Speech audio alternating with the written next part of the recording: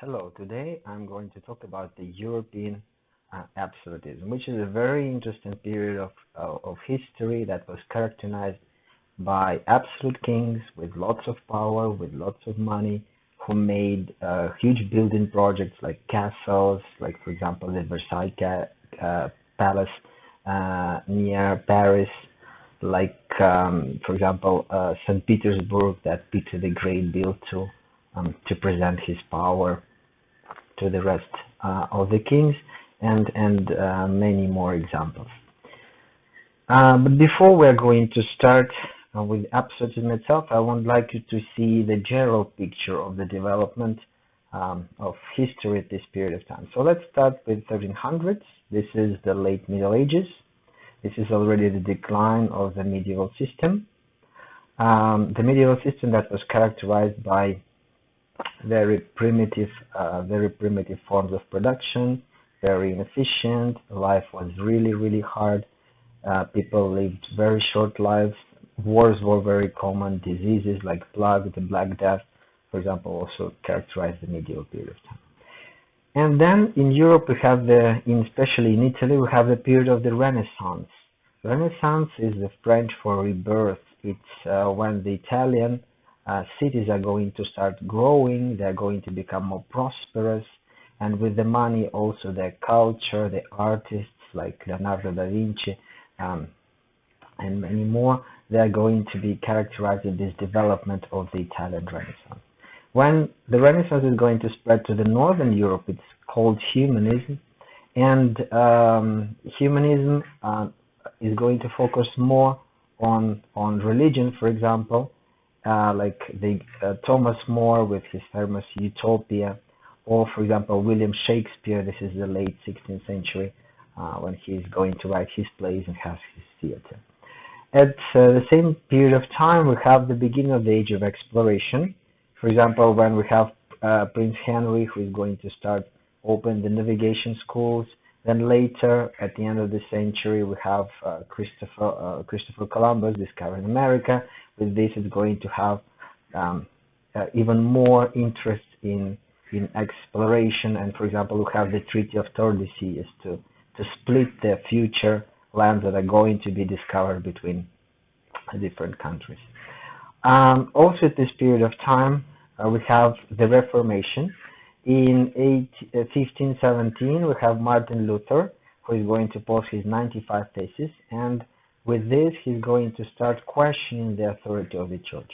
Many people are going to follow his ideas, and they're going to say, well, maybe Catholic Church is not perfect. Maybe this is not what really the God wants. So maybe we should start our own church with less gold, with less power, etc., etc. And the Protestantism is going to appear in Europe. And obviously we have the period of Counter-Reformation. Counter-Reformation, this is the reaction of the Catholic Church when they're going to try to stop the reformers, and they're going to try to regain the power that the church was already losing. So the main focus of our today's class, it's the period of time from 1600 to over here, from 1600 to 1700. This is the 17th century, and it's known as the age of the absolutism and the period of the absolute monarchs. But before we're going to start with absolutism itself, I want to say a few words about the late medieval ages and about the feudalism. The feudal structure was based on loyalty. The people are going to please the loyal to the local lord, who is going to protect them in case of a war. And as a result, it was like if you are going to betray your lord, there was no pardon for this, because the loyalty was everything, and it was like belonging to him almost physically. As I already mentioned, the most important activity is going to be agriculture and wars. Agriculture is going to be highly inefficient. There's going to be just enough food for the people to survive.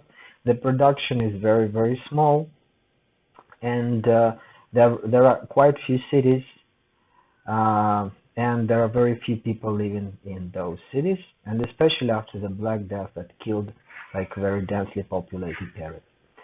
This is the time of the Catholic Church. Why? Because people do not know much about the world, and their only hope is to achieve the eternal life in with God and His heaven.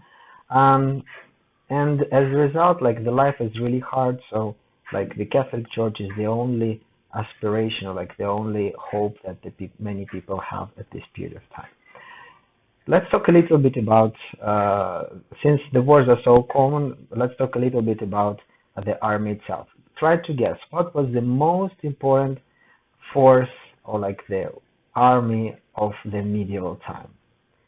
Well, of course, the medieval knights. Just imagine a man like this with armor on a horse. This heavy armor, practically, he's like a tank. He smashes through the crowd, and there is nothing that could stop such a knight, unless there is another knight, so they're going to be fighting against each other. They are very brave, they are very strong, and they kill, everything and everyone on their way, and there is no way to stop them. There is nothing you can do to stop such a formidable force. So what was the reaction? How could we protect against those knights? Well, building castles. Just like in the rock, paper, scissors game, the scissors are going to cut the paper, but the rock is going to smash the scissors. Well, there is not much a knight can do against the castle. The castle is going to stand there. It's made of stone, and you need a different kind of weaponry to fight, like siege weapons, to attack those castles, and it's a different type of army. So as a result, the castles, sometimes they could survive long period of wars, and for months, protecting the peasants and the lords inside of the walls. So what is going to change? In 17th century, we have already some advances of the scientific revolution. They're going to start experimenting. Also, they're going to gain knowledge of the gunpowder that is going to start being used. So we have first rifles, first muskets, and as a result, we have a new type of army. It's no longer the knights. From now on, it's the musketeers. And the musketeers are going to still be the nobles. You may see from this picture, they were people with lots of money. Just like for being the knight, to become a knight, you need to have a lot of money, because all the armor, it's very expensive. The horse is very expensive, and only rich people may aspire to being those warriors. In case of musketeers, it's more or less the same, but it's easier to become a musketeer. You may see it doesn't require that much weaponry, and also they do not use practically any armor, because it's useless in most cases. And in case of artillery is going to improve greatly. And as you may see, this is the gun from already late 18th century. This is with a French soldier. As you may see, you do not require any noble to be operating this artillery. If the soldier gets killed, he may be easily replaced by somebody else. This artillery is quite mobile. You may easily transport it from one place to another, and it can easily break the wall of a castle, so the castles are no longer protecting against those new weapons. So with these new weapons, the war is going to change, and as a result, the whole life, the political situation is also going to change. And finally, I would like to mention that we have the decline of the power of Catholic Church. People had started questioning the church, especially why there are so many riches. As you may see on this picture, it's almost like the palace of the king. Well, you may say that it's for God, but still. So there is too much wealth, there is too much power of the Catholic Church, and it's going to be questions by the people, and especially the kings. They are going to try to get rid of this control that the Pope had previously over them, and of course they wanted to have the power for themselves. So as a result, the 1300s, it's characterized by the decline of the feudal system. It's going to be less and less the feudal lords who are going to be making the decision, but now we have more power for the local aristocrats. Also, we have the development of the local groups, like the cities are going to start growing, and we have, for example, the local assemblies, we have the local guilds, etc., who are going to become more and more important. And from now on, if we look, for example, at the Italian Renaissance, the people may participate in the government. Why? Especially if we talk about Italy, the wealthy people. The wealthy families are going to be the ones who are going to take the decisions, like the Medicis, and they're going to be the ones who are going to take the power in the cities. So finally, let's talk a little bit about the absolutist state. What is, well, one of the key aspects of the absolutism is the divine right. Divine right means that the God had given the authority to the king to do whatever he wants to do, and it's the God's desire that the king is going to make those decisions. As a result, those decisions may not be questioned by anyone, because this is what the God wants. On the other hand, the king is going to have the control over the church.